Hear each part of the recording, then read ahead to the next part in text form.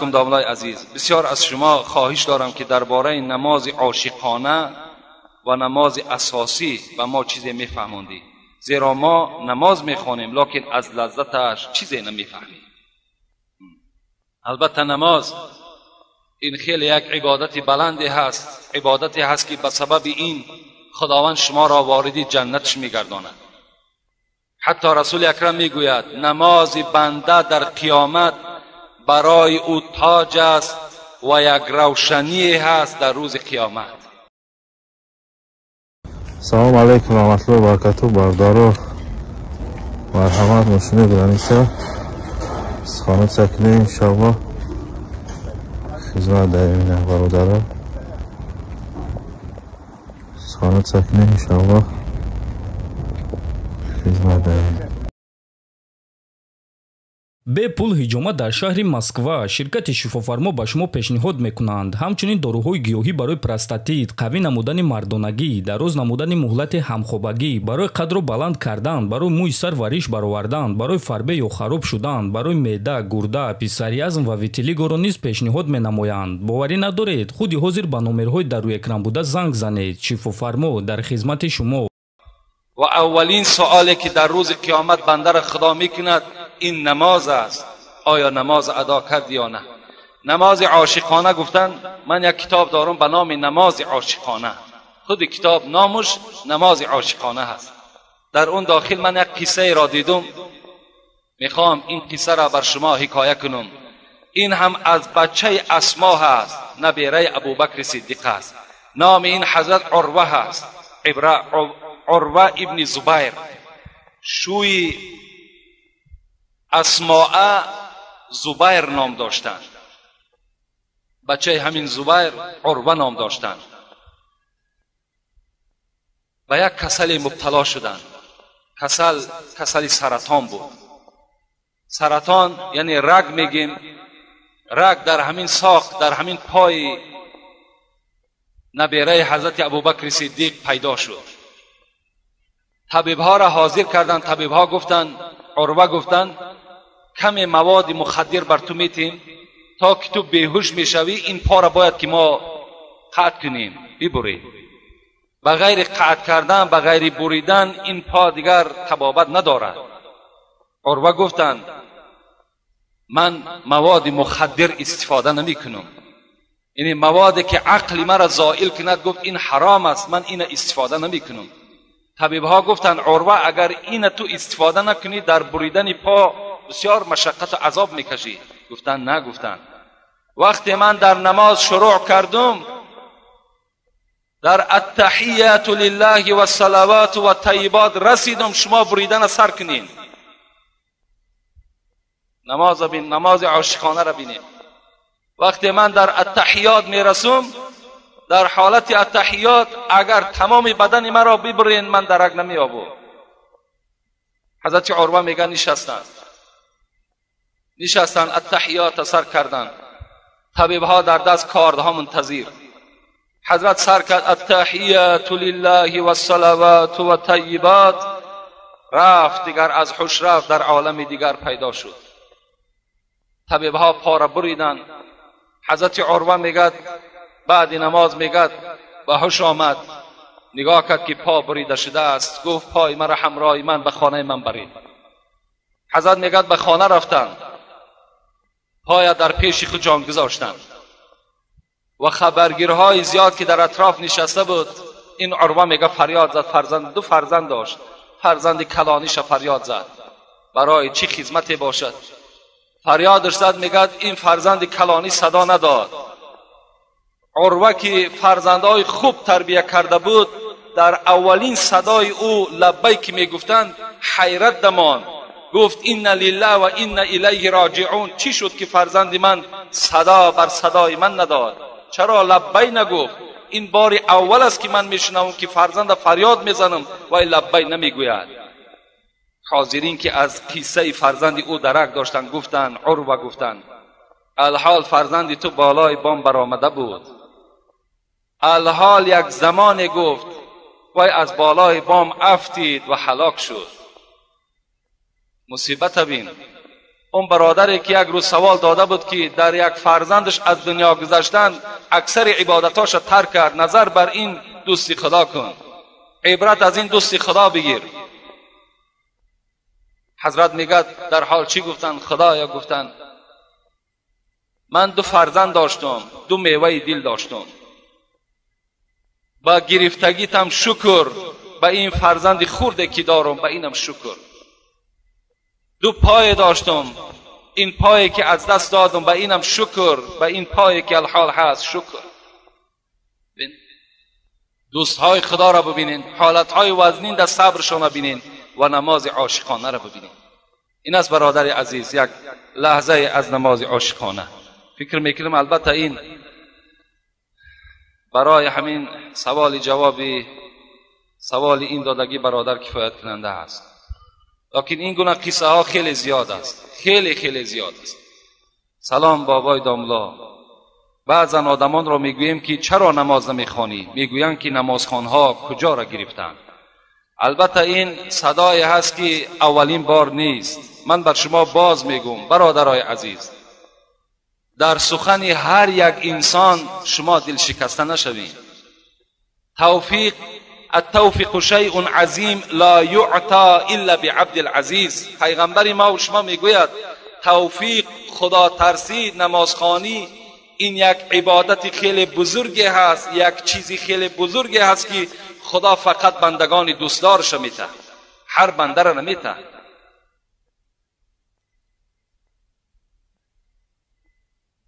اذا القوا فيها سمعوا لها شهيقا وهي تفور تكاد تميز من الغيظ كلما القي فيها فوج سألهم خزنتها ألم يأتكم نذير قالوا بلى قد جاءنا نذير فكذبنا وقلنا ما نزل الله من شيء إن أنتم إلا في ضلال كبير. صدق الله العظیم. سوره تبارک، سوره ملک که ما و شما میخوانیم، وقتی که دوزخیان در دوزخ پرتافته می شود میگد سمیع لها شهیقا. دوزخ میگد به منزله که در پیش یک خر کمی جو می پرتای یا اینکه جو از دور میبیند و یک هرهر دارد، بعد آواز خچه بلند میکند. وقتی دوزخی میگد در چای دوزخ پرتافته می شود، اول دوزخ همتا یک هرهر دارد. وقتی دوزخی تا چند پایان رفتن که گرفت سمیع لها شهیقا و هی تفور، چنان هنگست میکند این دوزخ که حتی میگد نزدیک است که از غضب دوزخ پاره پاره شود. با آمدن دوزخی خشنود میشود. از خرسندی که دوزخی در داخلی او داخل شد، این میگد صدای بلند میزند و ملائکه هایی که در اون داخلی دوزخ، ملائکه های عذاب میگویند. آنها چی میگویند؟ میگویند آیا برای شما یگان ترساننده نبود؟ آیا شما را کسی نبود که خبر دهد که نماز است، روزه است، عبادت است، قبر است، قیامت است؟ آیا در بین شما نبود؟ اینا چی میگویند؟ میگویند بود در بین ما، لکن ما میگفتیم این سخنهای شما افسانه هست. ما میگفتیم که نمازخوانها کجا را گرفتند. این گونه صداها میدادیم.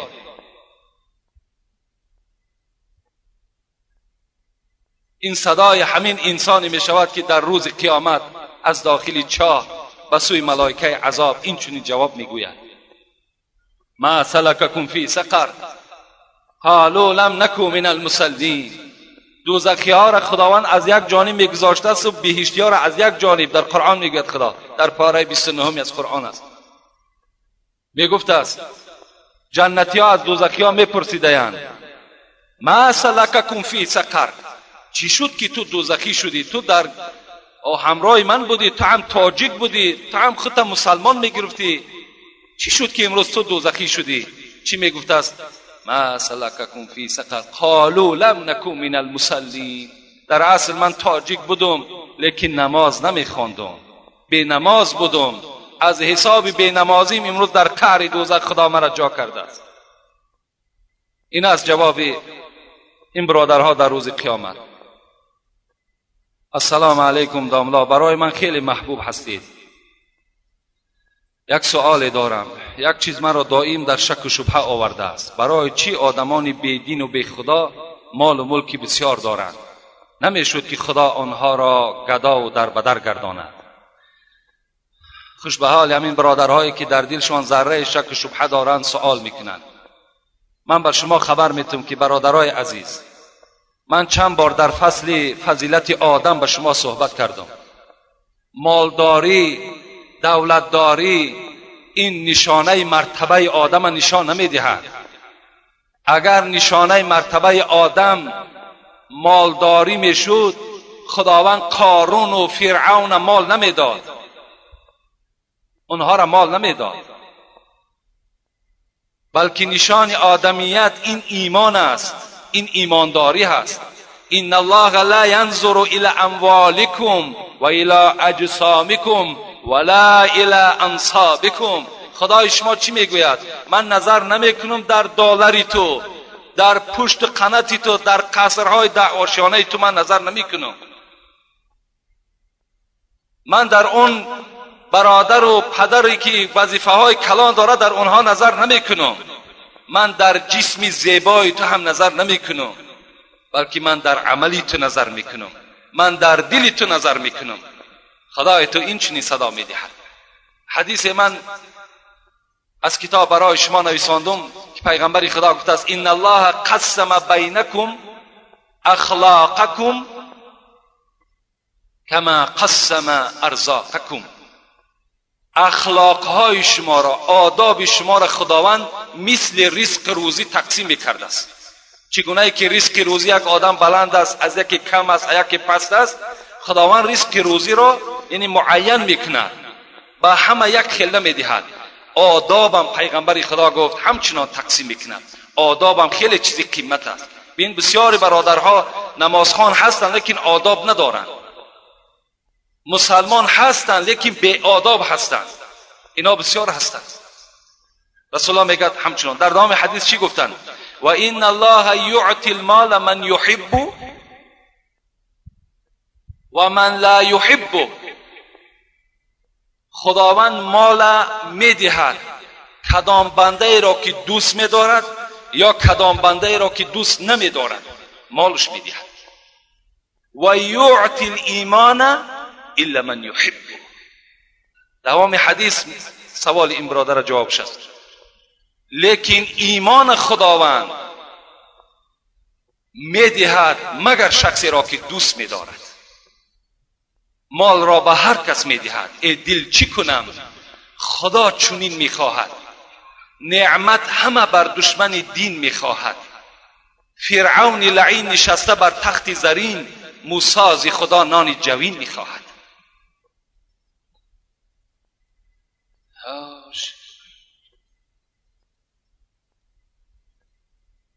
السلام علیکم بابای حاجی. من بیشتر سخنهای شیرین شما را گوش میکنم و میخواهم به دو سه سوال من پاسخ دهید. در کدام حالت مرد حقوق دارد که زنش را طلاق کند؟ راستی بار در باب طلاق التماس از همه شما فقط مفتی ها را سوال کنید. طلاق موضوع ما نیست. اگرچه ما کتاب طلاق خواندیم لیکن ما فتوا نمیدیم، زیرا طلاق بسیار نازکی ها دارد، بسیار نازکی ها دارد. این فقط کار مفتی هست. میرین مفتی را مراجعت میکنین در کدام حالت طلاق درست است، در کدام حالتش نادرست است. اینا فقط از مفتی ها پرسین. از من پرسین یعنی زنها را چقدر میتونین در خیلی اگر جنایت کلانش اگر دستگیرش نکنین دیگر در بعضی عادی ترین صورت ها شما طلاق ندهین. در لباس ناخوب شست یا خانه را ناخوب رفت یا طعام بی لذت تیار میکند یا کمی به سوی تو مثال گپ گردانید، اینها حالت نیستن که شما طلاق به اونها روا کنید.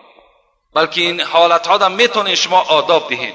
میتونین به طریق صحبت، به طریق مصلحت، به طریق جمع آوری پدر و مادرش، اولاد اجدادش او را تربیه کنید.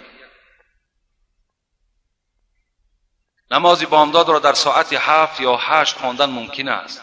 در ساعت 7 اگر طلوع آفتاب نباشد جایز است. من نمیدونم در ساعت 7 طلوع آفتاب می شود یا نه. وقتی آفتاب که برآمد دیگر نماز بامداد خواندن چی هست؟ منع می شود. همون طلوع آفتاب یافتن در کار ساعت شد تا طلوع آفتاب جایز، ساعت چند نباشد. بلند خندیدن یا بزرگ خندیدن گناه است، البته به البته گناه است.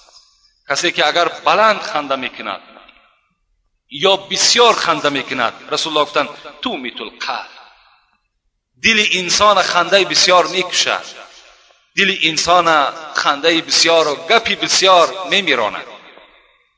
دل انسان که مرد، ان ابعد الناس من الله القلب القاسي، دورترین بنده به سوی خدا بنده هست که دل وی سیاه می شود، دل وی سیاه باشد، خنده بسیار، گپی بسیار دل آدم سیاه می کند.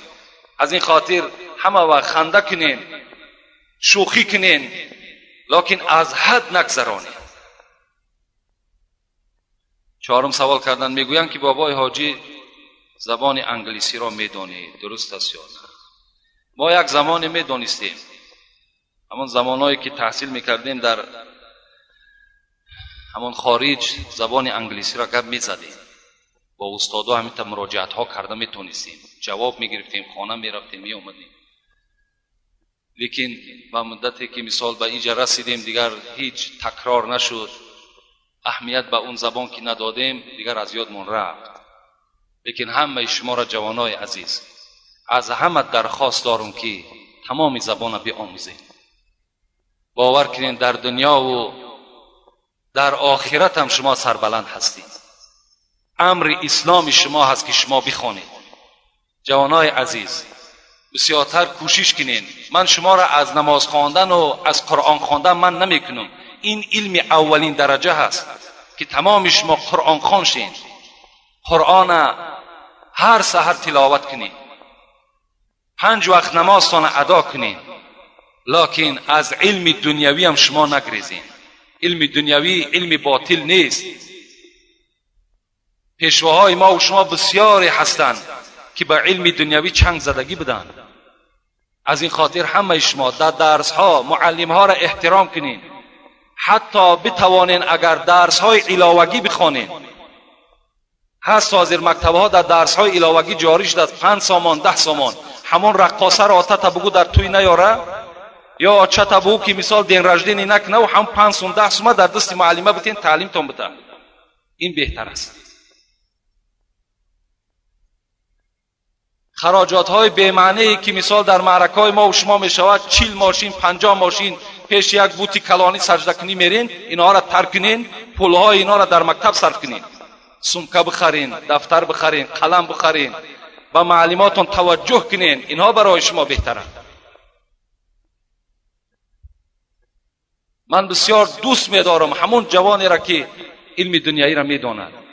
ما خود در مکتب 3 نداشتیم، فقط 4 و 5 قط می‌خوندیم. کسی همین علم دنیایی را هم که دانست، علم اخرویش هم آسان میشد گرفتن.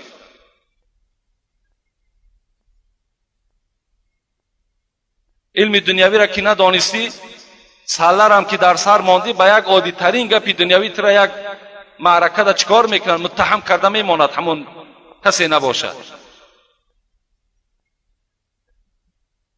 السلام علیکم داملای شیرین سخن. بعد السلام، من سوالی دارم. اگر آدم از آدم دیگر یگان چیزی گیرد و او را بر نگرداند چی می شود؟ این دوست می شود.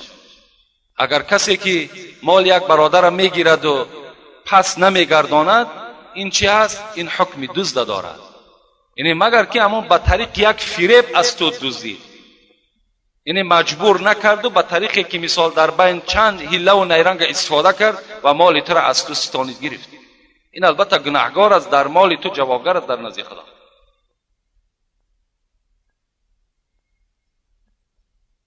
السلام علیکم داملای محترم. قسمی از آدمان مسلمان در اذان دادن مؤذن و شنیدن نام حضرت محمد صلی الله علیه و سلم 2 انگشت را به چشم میرسانند و دلیل میارند که در کتاب جامع الرموز این سخن هست. تا کدام اندازه درست است یا نادرست بودنش را بر ما فهمونید.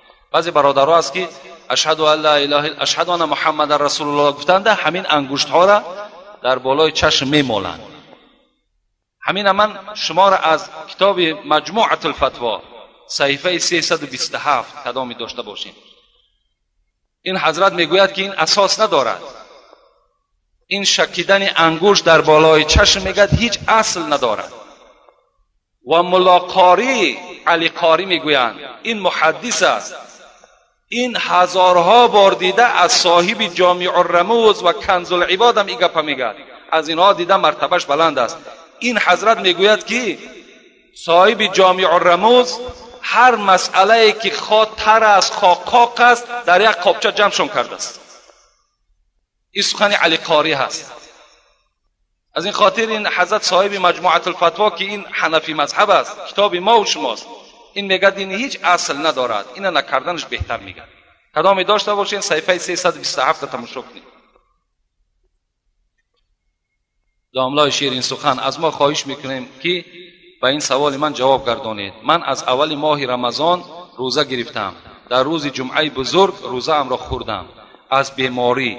آیا روزه گرفتگیم قبول می شود یا نه؟ همینش را درست فهمید. البته قبول می شود. وقتی انسان که بیمار شد خداوند رخصت می دهد که روزه را بخورین، باکی ندارد. این آیت کریمه هست. وقتی باز رمضان که تمام شد، یعنی چند روزه که تو مثال بیمار شدی، وقتی صحت که شدی همون روزها را قضایی میگیری، البته روزه تو در نزد خدا قبول میشه. السلام علیکم نام عزیز. قیام نماز پیشین کی می شود که نماز خواندن درست نیست؟ الحال میگوین از 12 تا 12:40 یعنی یگان نماز نخونین که قیام است. حالت قیامت در همین حالت شما نماز نخونین. همین داملاهای کلاب همش همین گپا میگن که از 12 تا 12:40. سلام داملای شیرین سخن. از نام یک نفر مخلص شما داملای محترم، من یک سوال دارم، التماس جواب عمیق دهید. من 3 سال پیش طواف خانه خدا کردم. در سن 36 ساله می باشم. بعد از طواف کردن به خود مقصد گذاشتم که هر آنچه که خداوند بر من حرام کرده است دست میکشم و با یک دختر از شوهرش برای کودک نکردن جدا شده بود شناس شدم. خوب گوش اندازین. و او را با طریق مسلمانی به نکاح خود در آوردم. با او 5 سال باز زندگی کرده ایستادم و صاحب یک فرزند شدم. این دختر بگیم حساب بیوه گرفتن و سبب کودک نکردنش این مرد حاجی است. نکاح کرده است به طریق اسلامی گرفته است. و یک روز شب به خانه در آمدم، زنم را با یک مرد ناشناس در جاگه خود در حالت مادرزادی قپیدم و آنها را یگان گپی گنده نگفتم و والدین زن را یعنی اپش را آوردم و شاهد همین کس زنم را 3 طلاق کردم. داملای محترم به من گوید که من با این گناهی که 3 طلاق گفتم در نزد خداوند چقدر گناه و عذاب میکشم. و من گوید که تا به گوش خود شنوم. یعنی این برادر یعنی به سبب این قدر اسلام یک دینی هست که در دل آدم چنان رحمی را پیدا میکند که همان زنی را که در حالتی بگیم زنا با یک مرد دیگر میقپد و به یک سبب طلاق گفتن این مرد در خوف است و اون زنی بدبخت نی. به سبب طلاق گفتنش در خوف است که خدای را چی میگفته باشد، لکن اون بدبخت مردی که در خانه این کس در آمد و این زن بدبختی که این کار انجام داد اونا از خدا نترسیدند. این برادر انشاءالله تو از جوابگری در نزد خدا با طریق کامل باوری کن که تو خلاص هستی و البته هیچ مرد دیگر برای خود روا نمی بیند در حالتی که زنی خدا با یک مرد بیگانه می بیند و با او دیگر زندگی کند.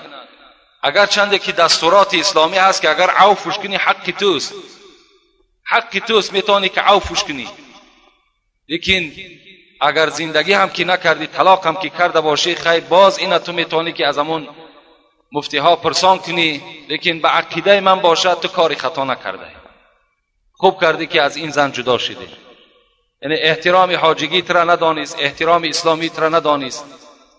و زمیانی که یک بار این بدبخت شده بود باز مثال در بخت شما مسلمان داخل شد و به قدر شما که نرسید حالی او این است.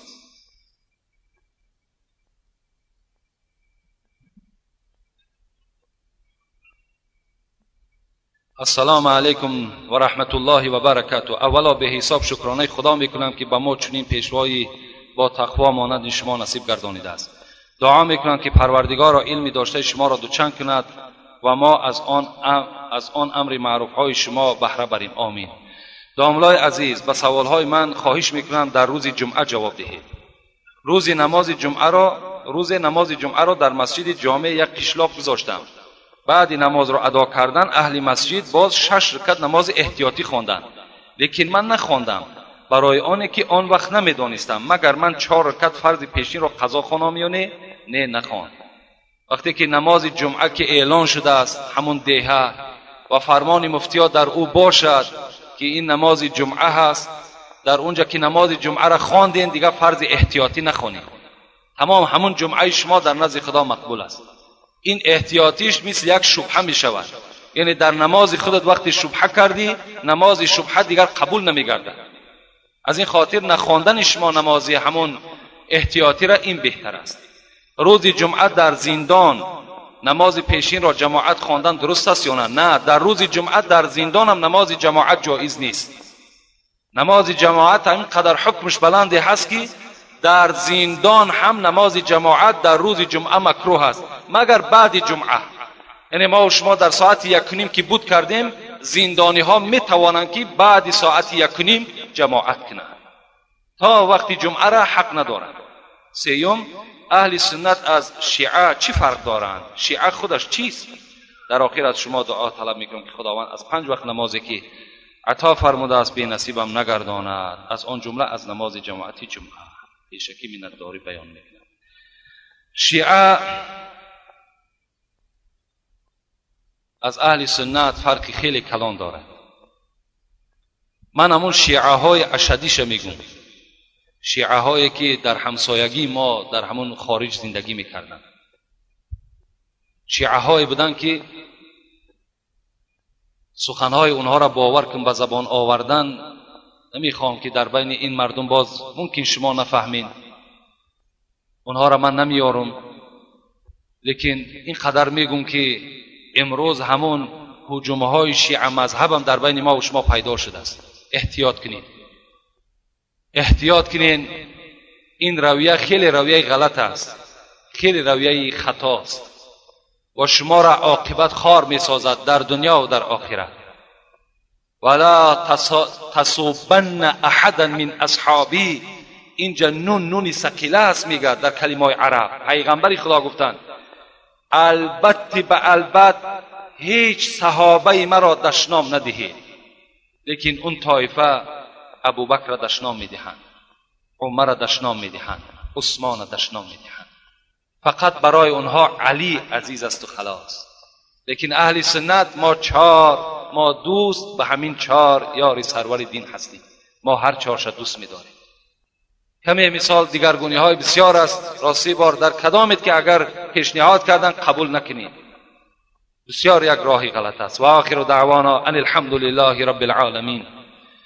پروردگارا ثواب این امر معروف و نهی از منکر را در نامه اعمال این جمعیت ما کتابت بفرما.